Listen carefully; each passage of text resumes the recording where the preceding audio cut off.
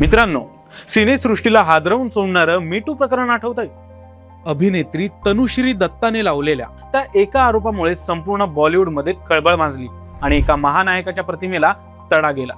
तो चेहरा म्हणजेच नाना पाटेकर. या प्रकरणामुळे काही काळ नानांच्या अफाट अभिनयाचं कौतुक कुठेतरी मागे पडलं आणि चर्चा फक्त वादांचीच होऊ लागली. वाद बाजूला ठेवले तर नानांच्या अभिनयाची बरोबरी करणं अशक्य आहे.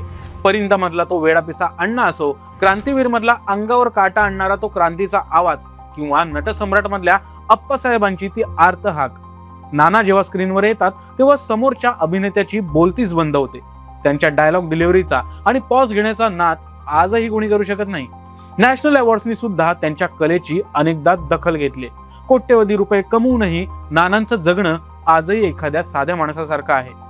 मुंबईतील आलिशान जगणे सोडून ते आजही साध्या घरात राहतात, स्वतःच्या हाताने स्वयंपाक करतात आणि जमिनीवर बसून जेवतात. शेतकऱ्यांच्या डोळ्यातील पाणी पुसण्यासाठी त्यांनी नाम फाउंडेशन उभं केलं आणि स्वतःच्या कमाईतला मोठा हिस्सा दान केला. एका बाजूला आक्रमक स्वभाव आणि दुसरीकडे हे अत्यंत संवेदनशील मन. मुरुड जंजिराच्या समुद्र किनाऱ्यावर पोस्टर रंगवणाऱ्या या एका पोराने अभिनयाचं जागतिक शिखर गाठलं. नाना पाटेकर यांची कोणती भूमिका तुम्हाला जास्त आवडते? कमेंट्समध्ये तुमचं मत नक्की सांगा आणि अशाच फिल्मी अपडेटसाठी कलाकार कट्टाला फॉलो करा.